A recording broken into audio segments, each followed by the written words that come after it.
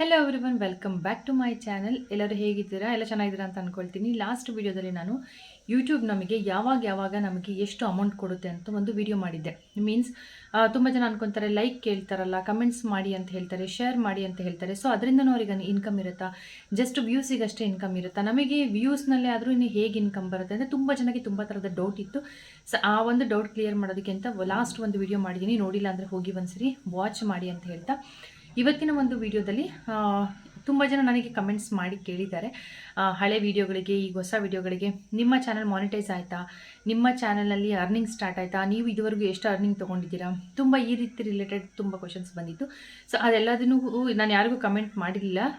So S ಅಂತ ಒಬ್ರಿಗೆ ಮಾತ್ರ ಮಾಡಿಬಿಟ್ಟಿದ್ದೆ, ಬಿಟ್ಟರೆ ಇನ್ಯಾರಿಗೂ ಏನೂ ಕಮೆಂಟ್ ಮಾಡಿರಲಿಲ್ಲ ನಾನು. ಸೊ ಕ್ಲಾರಿಟಿ ಕೊಡಬೇಕಲ್ವಾ, ಅದಕ್ಕೋಸ್ಕರ ಅಷ್ಟೇ. ಆ್ಯಂಡ್ ನನಗೆ ಈಗಾಗಲೇ ಕೆಲವೊಂದು ವೀಡಿಯೋಸ್ಗೆ ತುಂಬ ಚೆನ್ನಾಗಿ ವ್ಯೂಸ್ ಇದೆ, ಕೆಲವೊಂದು ವೀಡಿಯೋಸ್ಗೆ ಆ್ಯಾವ್ರೇಜ್ ವ್ಯೂಸ್ ಇದೆ. ಸೊ ಹೀಗಿದ್ದಾಗ ನಮ್ಮ ಅಮೌಂಟ್ ಯಾವ ರೀತಿ ಇರುತ್ತೆ, ನಮಗೆ ಯೂಟ್ಯೂಬ್ನಿಂದ ಎಷ್ಟು ಅಮೌಂಟ್ ಸಿಗಬಹುದು ಅನ್ನೋ ಒಂದು ಕ್ಲಾರಿಫಿಕೇಷನ್ ನಿಮಗೆ ಕೊಡ್ತೀನಿ. ಸೊ ದಟ್ ಇದರಿಂದ ನಿಮಗೂ ಕೂಡ ಹೆಲ್ಪ್ ಆಗುತ್ತೆ. ನಿಮ್ಮ ವಿಡಿಯೋಗೆ ಇಷ್ಟು ವ್ಯೂಸ್ ಇದ್ದರೆ ಎಷ್ಟು ಸಿಗಬಹುದು ಅಮೌಂಟ್ ಅನ್ನೋದು ಕೂಡ ನಿಮಗೆ ಒಂದು ಐಡಿಯಾ ಬರುತ್ತೆ. ಆ್ಯಂಡ್ ಅದೆಲ್ಲದನ್ನು ವಿತ್ ಪ್ರೂಫ್ ನಿಮ್ಮ ಜೊತೆ ಶೇರ್ ಮಾಡ್ತಾ ಹೋಗ್ತೀನಿ. ಅದಕ್ಕಿಂತ ಮುಂಚೆ ಯಾರೆಲ್ಲ ಹೊಸದಾಗಿ ನನ್ನ ಚಾನಲ್ ನೋಡ್ತೀರಾ, ಚಾನಲ್ನ ಸಬ್ಸ್ಕ್ರೈಬ್ ಮಾಡ್ಕೊಳ್ಳಿ, ಪಕ್ಕದಲ್ಲಿ ಬೆಲ್ ಐಕನ್ ಪ್ರೆಸ್ ಮಾಡಿ. ಇದರಿಂದ ಹೊಸ ವಿಡಿಯೋ ನೋಟಿಫಿಕೇಶನ್ ನಿಮಗೆ ಸಿಗ್ತಾ ಹೋಗುತ್ತೆ.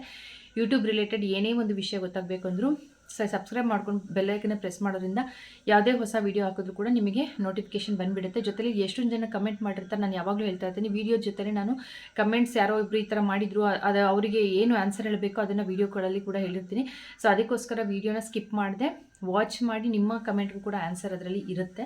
ಆ್ಯಂಡ್ ಇವತ್ತಿನ ಒಂದು ವೀಡಿಯೋದಲ್ಲಿ ಹೇಳೋದಾದರೆ, ನಾನು ಆವಾಗಲೇ ಹೇಳಿದಾಗೆ ಅರ್ನಿಂಗ್ಸ್ ಬಗ್ಗೆ ನಾನು ಆಲ್ರೆಡಿ ನನ್ನ ವ್ಲಾಗ್ ಚಾನಲ್ದು ಅರ್ನಿಂಗ್ಸ್ ನಾನು ಒಂದ್ಸರಿ ಆಗಲೇ ಶೇರ್ ಮಾಡಿದ್ದೆ. ಇನ್ನೂ ಒಂದ್ಸರಿ ನಾನು ಡೀಟೇಲಾಗಿ ಯಾರೆಲ್ಲ ಹೊಸದಾಗಿ ಚಾನಲ್ ನೋಡ್ತೀರೋ ಅವ್ರ ಜೊತೆ ಶೇರ್ ಮಾಡ್ಕೊಳ್ಳೋಕೆ ಇಷ್ಟಪಡ್ತೀನಿ.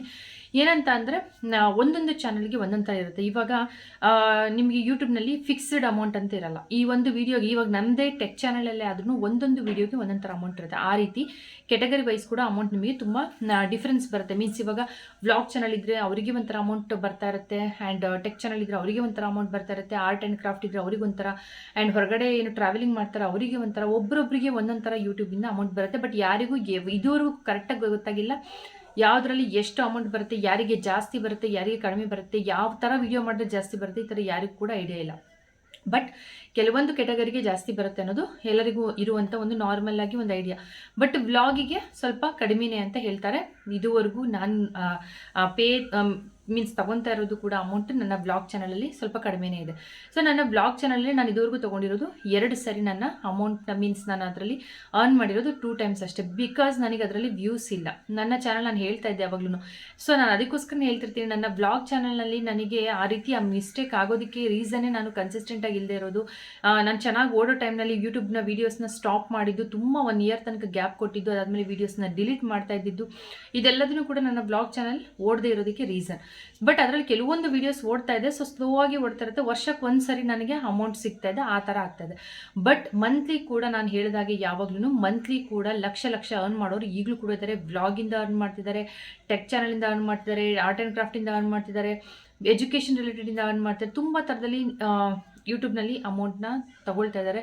ತುಂಬ ಚೆನ್ನಾಗಿ ಅರ್ನ್ ಕೂಡ ಮಾಡ್ಬೋದು ಯೂಟ್ಯೂಬ್ನಲ್ಲಿ.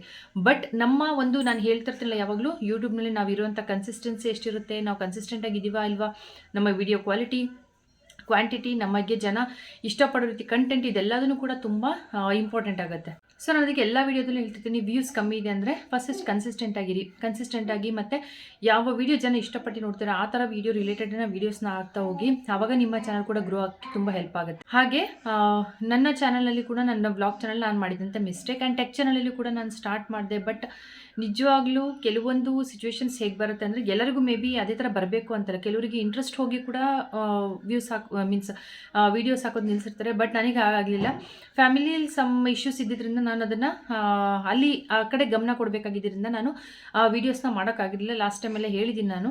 ಬಟ್ ಇವಾಗ ರೆಗ್ಯುಲರಾಗಿ ವೀಡಿಯೋ ಹಾಕ್ತಿದ್ದೀನಿ, ಒಂದು ರೇಂಜಿಗೆ, ಮತ್ತು ವ್ಯೂಸ್ ಜಾಸ್ತಿ ಆಗಿದೆ, ಜಾಸ್ತಿ ತುಂಬ ಇನ್ಕ್ರೀಸ್ ಆಗಿದೆ, ತುಂಬ ಚೆನ್ನಾಗಿ ಅಮೌಂಟ್ ಬರ್ತಿದೆ ಅನ್ನೋ ಥರ ಇಲ್ಲ. ಯಾಕಂದರೆ ಎಲ್ಲ ವೀಡಿಯೋಗೂ ನನ್ನ ವ್ಯೂಸ್ ಆ್ಯಾವ್ರೇಜಲ್ಲಿದೆ.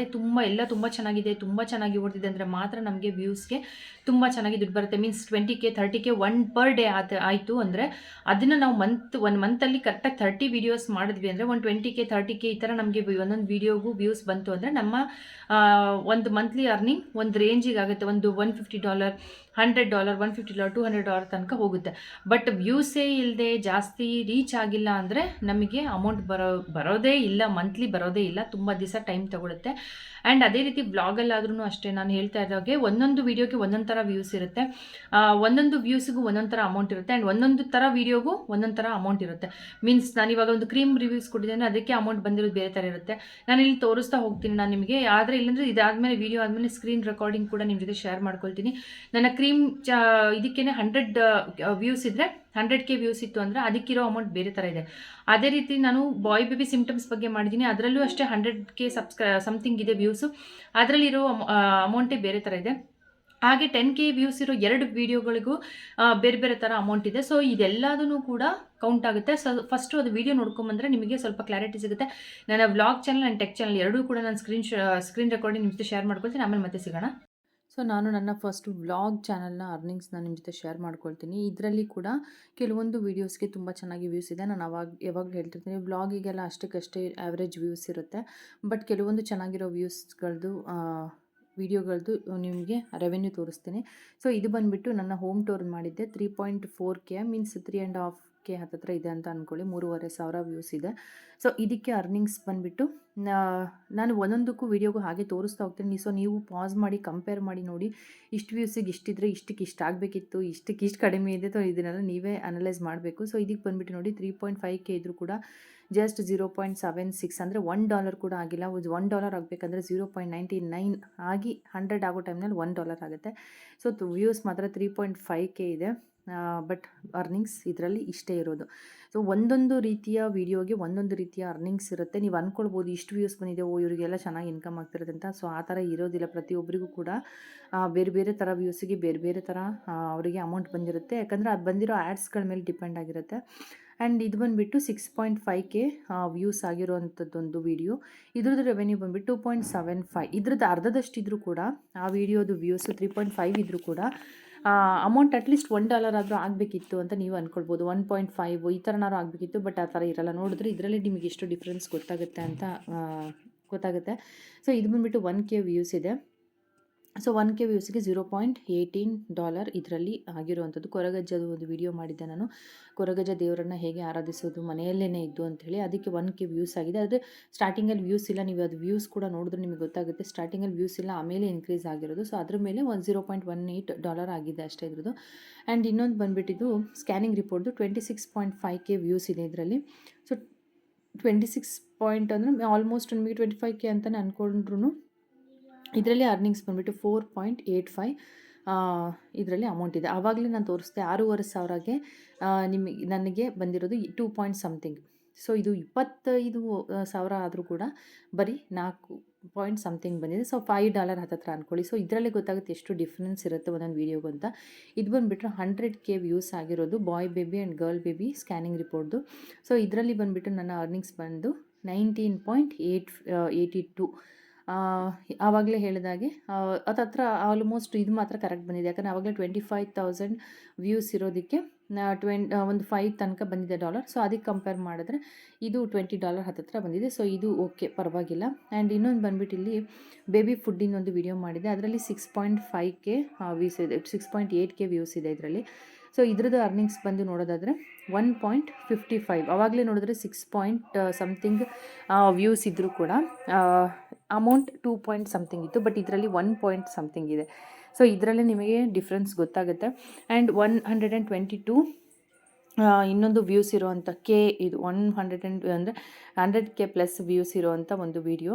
ಇದಕ್ಕೆ ಅರ್ನಿಂಗ್ಸ್ ಬಂದುಬಿಟ್ಟು 29.35, ಆಲ್ಮೋಸ್ಟ್ $30 ಹತ್ರ ಅಂತ ಅಂದ್ಕೊಳ್ಳಿ. ಈ ಥರ ನಿಮಗೆ ಪ್ರತಿಯೊಂದು ವೀಡಿಯೋಗೂ ಇದೇ ಥರ ವ್ಯೂಸ್ ಬಂದರೆ ನಿಮಗೆ ಮಂತ್ಲಿ ಆರಾಮಾಗಿ ಅರ್ನಿಂಗ್ಸ್ ಬೇಕಾದಷ್ಟು ಆಗೋಗುತ್ತೆ. ಲಕ್ಷದ ತನಕ ನೀವು ಇದರಲ್ಲಿ ದುಡಿಬೋದು.